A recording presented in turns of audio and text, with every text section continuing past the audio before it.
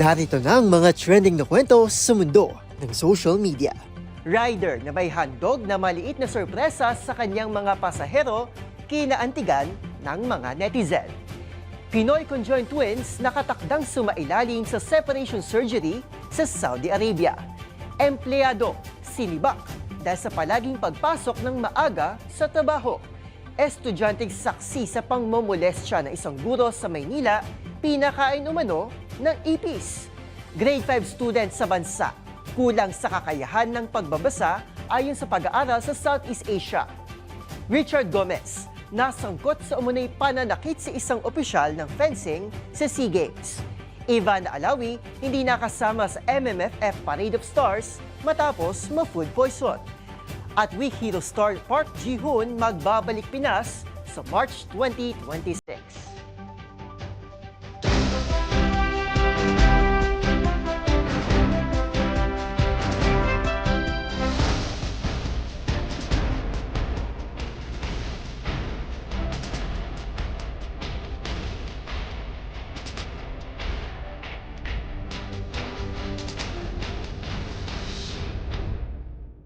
Iba't ibang mga nagba-viral na kwento na naman ang ating pag-uusapan. Mga trending sa social media na tiyak hindi lang nakakaaliw, kundi maring kapulutan din ng aral at kuminsan ay makabagbag damdamin din. Kasama buong pwersa ng DZRH TV, ito po ang TNVS, Trending and Viral Show. Nakahandang kumpletuhin ang buong kwento. Masaya, malungkot, o isyong pambayan man yan, sagot na namin ang inyong tanghalian. Ito po si Arnold Herrera ng DZRH TV. Una sa Pilipinas, una sa Pilipino.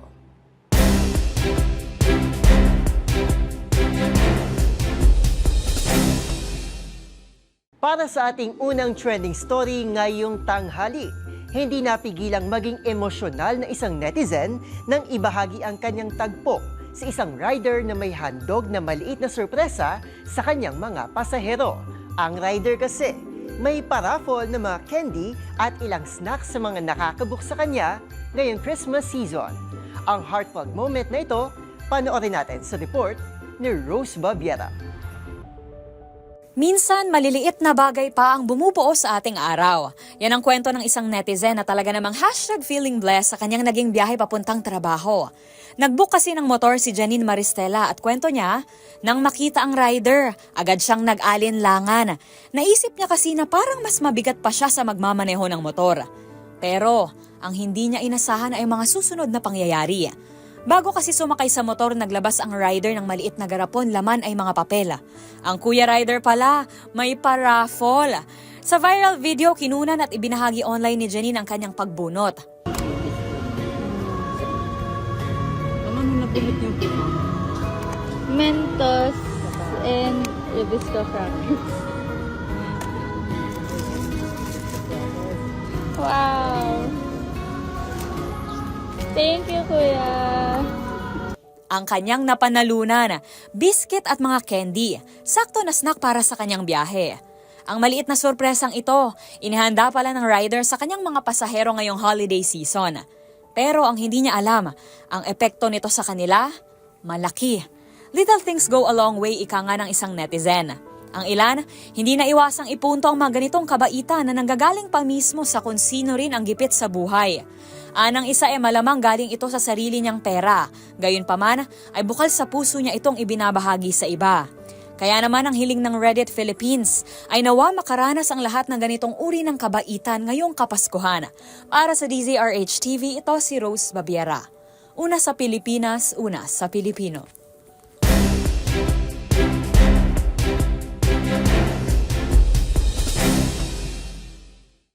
Sa ating sunod na istorya, isang Pinoy conjoined twins o yung kambal na ipinanganak sa iisang katawan ang nakatakdang sumailalim sa Saudi Conjoined Twins program sa Saudi Arabia, kung saan pinagsikapan ng pamilyang Manuel na ipagamot ang kanilang anak at magiging ika-4 na Pilipinong mapapabilang sa nasabing surgery. Ang iba pang detalye sa good news na yan sa trending report ni James Galangin. Sasailalim sa separation surgery ang conjoined twins na sina Olivia at Gianna Manuel sa tulong ng Conjoined Twins Program ng King Salman Humanitarian Aid and Relief Center o KS Relief, kung saan nagtungo ng pamilyang Manuel sa Saudi Arabia noong nakarang linggo na inanunsyo ng Saudi Arabian Embassy sa Maynila. Sila na ang magiging ika-4 na Pinoy conjoined twins na sumailalim sa nasabing surgery na sumunod sa Yusof Twins na naging matagumpay ang operasyon noong September 2024. Samantala, kwento naman ng ina ng Manuel Twins na si Ginalyn, nung ipinanganak pa lamang ang kambal noong nakaraang taon, ay agad na itong nag-research patungkol sa conjoined twins at mga maaaring maging lunas dito. Dito niya na nahanap ang KS Relief na nagsimula pa noong 2015 sa pangunguna ni Dr. Abdullah Al-Rabia, isa sa mga kilalang pediatric surgeon sa buong mundo. Laking pasasalamat naman ng ina sa Embahada ng Saudi Arabia at sa KS Relief na mapansin ng kanilang hiling na maipaggamot ang kanilang anak. Sa iba pang banda, ayon naman sa isang pag-aaral, tinatay nagkakaroon lamang ng kaso ng conjoined twins o yung kambal na ipinanganak sa iisang katawan ay isa sa bawat 50 hanggang 60,000 childbirth sa kada taon. Para sa DZRH TV, ito si James Galangge, una sa Pilipinas, una sa Pilipino.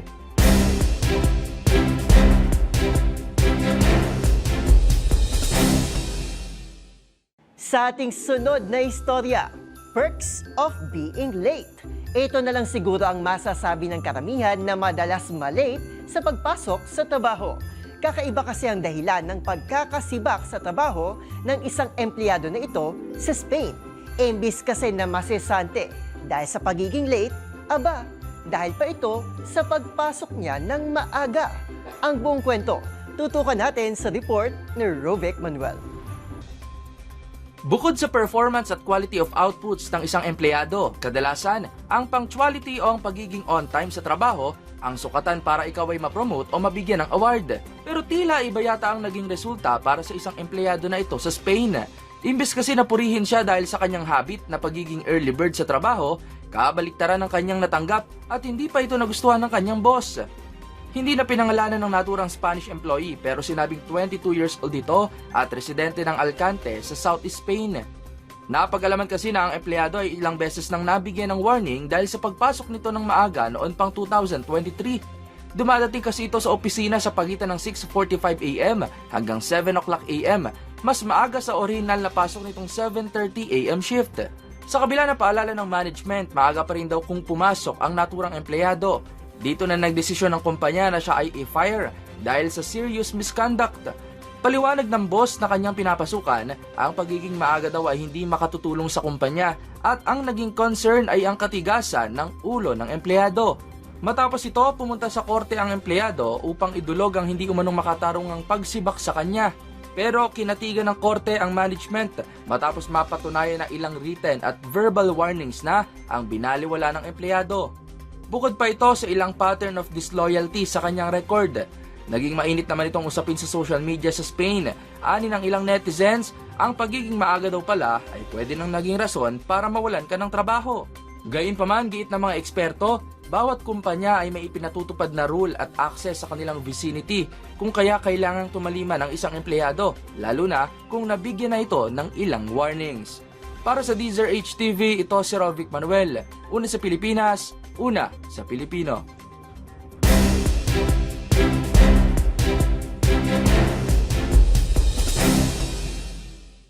Para sa ating susunod na kwento, pasintabi po sa ating mga manonood, sensitibo ang ating susunod na balita. Sa pilitang pinakain ng ipis ng isang guro ang isang estudyante na nakahuli sa kanyang nangmomolestya ng isang babaeng estudyante sa loob ng banyo. Ang sexual offender na guro, timbog matapos madiskubre na wanted din pala ng Pulis Maynila. Narito ang kwento. Isang lalaking estudyante ang di umano'y sa pilitang pinakain ng ipis matapos aksidenteng masaksihan ng pangmomolestya ng isang guro sa isa pang estudyante sa Tondo sa Maynila. Sa ulat ng Manila Police District, Oktubre nang mahuli ng biktima ang krimen na nagaganap sa loob mismo ng palikuran ng paaralan. Sa salaysay ng biktima, tinangka nitong tumakas pero agad ding nadakip ng guro at dinala pabalik ng banyo kung saan siya nito pinakain umano ng ipis. Hindi pa raw dito natapos ang kalbaryo ng bata dahil binantaan pa ito ng sospek sa oras na ipagsabi nito sa iba ang kanyang nalalaman. Sa kabila nito, Lakas loob pa rin itong isinuplong ang sospek na palihim na minanmanan bago tuluyang silbihan ng arrest warrant nitong December 12.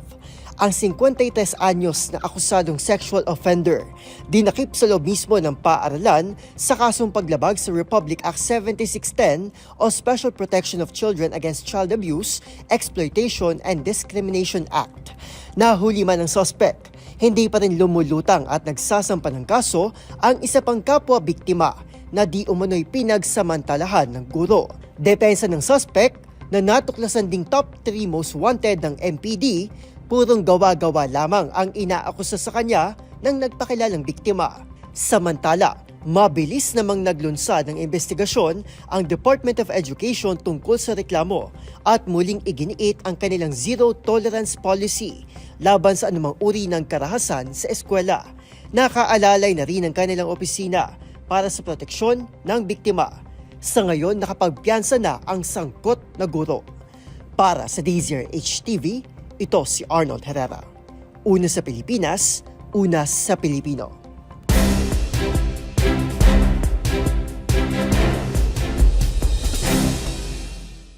Samantala, sa iba pang istorya, nananatiling kulang ang kakayahan ng mga batang Pilipinong mag-aaral sa larangan ng pagbabasa. Itong lumalabas sa isang pag-aaral sa mga bansa sa Southeast Asia sa mga grade 5 students, kung saan hirap pa rin ang mga ito sa pag-intindi ng mga simple text.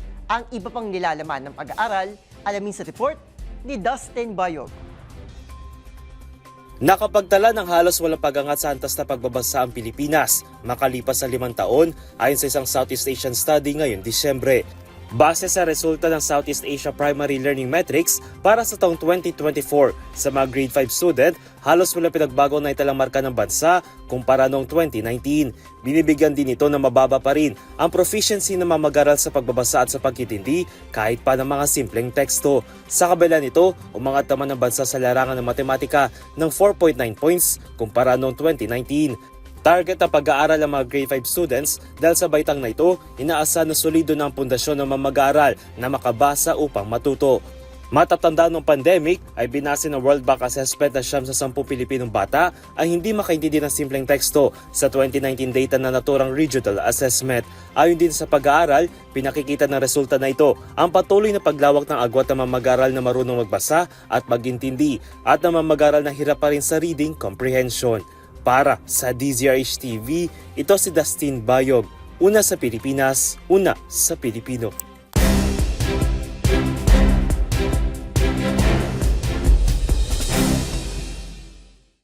Para sa ating next viral story, umani ng batikos at usap-usapan ang umano'y pananakit at pananalita ni Leyte Congressman Richard Gomez laban sa isang sports official sa gitna ng 33rd Southeast Asian Games. Ang kontrobersiyang kinasasangkutan ng opisyal, tinutukan ni Millie Borja. Nasangkot sa isang insidente ng pananakit at pananalita laban sa isang sports official si Leyte Congressman Richard Gomez sa 33rd Southeast Asian Games. Ayon sa isang viral na video, makikitang sinuntok ni Gomez sa likod ng ulo ang Philippine Fencing Association President na si Rene Gacuma matapos ang isang komosyon noong Martes sa unang araw ng fencing competition sa Fashion Island Hall. Matapos ito, nagsumite ng incident report si Gacuma kay Philippine Delegation Chief de Mission Dr. Raul Canlas kung saan idinetalye niya ang umano'y marahas na ginawa ni Gomez. Ayon kay Gacuma, hinarap siya ni Gomez na kinatawan ng ika-4 na distrito ng Leyte at isa ring PFA President at Second Vice President ng Philippine Olympic Committee tungkol sa desisyon ng kupunan na ipahinga si Alexa Larazabal sa Women's Individual AP event. Sinabi ni Gacuma na minura at ininsulto siya ni Gomez habang sinusubukan namang pahupain ang sitwasyon na PFA Director Carlos Angelo Chips Dairit at PFA Administrative Officer Sally Arambulo habang pinapanood ng mga tao sa galeriya ang insidente. Ikinuwento ni Gacuma na matapos matapakan ni Gomez ang kanyang paa at tumalikod na siya upang umalis,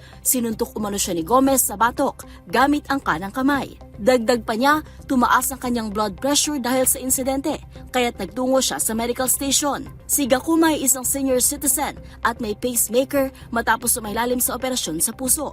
Aniya, muli pa siyang sinigawan at pinagbantaan ni Gomez na sisipain. Pahayag ni Gacuma, kukonsultahin niya ang kanyang legal counsel at maghahain ng kaso. Humilik din siya ng kopya ng CCTV footage ng insidente. Samantalang sa panig naman ni Gomez, sinabi niya na iginagalang niya ang desisyon ni Gakuma na magreklamo. Ngunit iaangat din niya ang sinabi niyang emotional bullying na naranasan nila Razabal mula sa opisyal ng PFA. Ayon kay Gomez, hindi makatarungan na hindi pinayagang lumaro sila Razabal na isang atleta na pinaglalaanan ng pondo at panahon para sa kanyang pag-unlad. Dagdag pa nito, kulang umano sa karanasan bilang national athlete ang mga nagdesisyon, kaya nagkamali ito. Sila Razabal ang number 1 rank AP fencer ng Pilipinas, ay pinalitan ni Haniel Abella matapos ang team managers meeting noong Lunes. Ayon sa PFA, ang desisyon ay batay sa rekomendasyon ng coaching staff sa pamumuno ni Rolando Amat Canlas dahil sa umano'y madalas at walang pagpapaalam na pagliban ni Razabal sa training, hindi pagsunod sa mga travel requirement at kawalan ng komunikasyon sa mga coach at kakampi. At yan ang mga latest updates sa mundo ng sports. Para sa MBC TV Network News, ito si Mili Borja ng DZRH TV, una sa Pilipinas, una sa Pilipino.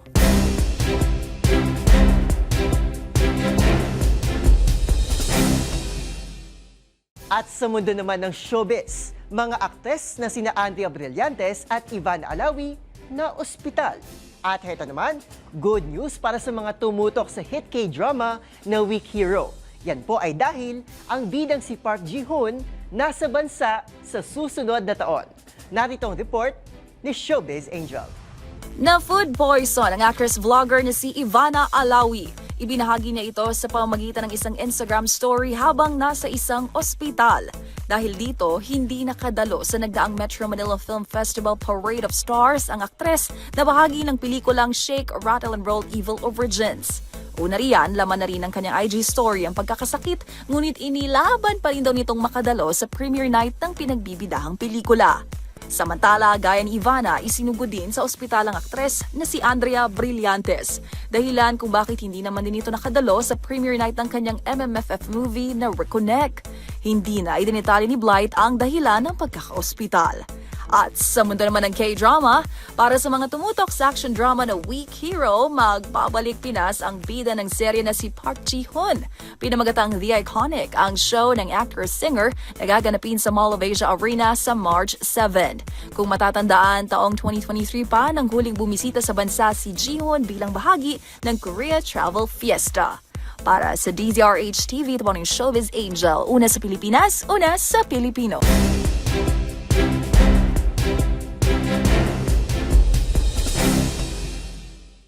At yan ang mga kwentong kinagiliwan, pinusuan at gumawa ng ingay sa social media. Kung meron din kayo mga katulad na istorya, ay i-share nyo na yan sa ating comment section. O di naman kaya, ay itag nyo kami sa TikTok at DZRH News. Maraming salamat po sa inyong patuloy na pagtangkilik sa ating programa. Magkita-kita tayo muli bukas para muling himayin, tuklasin at buuin ang mga detalye para kapag nakita mo ang viral video na may nag-share, ikaw na mismo ang magdaragdag ng mga impormasyong nalaman mo sa TNVS, Trending and Viral Show. Muli ito po si Arnold Herrera ng DZRH TV. Una sa Pilipinas, una sa Pilipino.